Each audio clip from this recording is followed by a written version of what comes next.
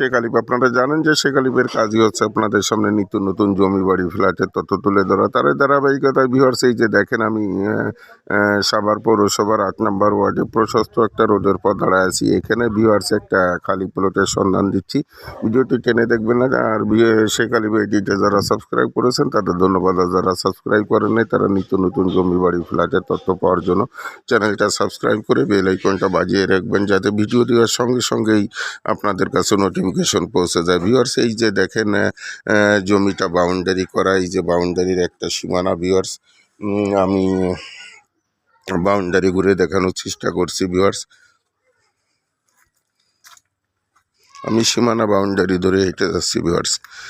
খুবই ঘনবসতি, আশেপাশে স্কুল, মসজিদ, মাদ্রাসা, হাট, বাজার সব ভিউয়ার্স ঘর থেকে বেরোলেই।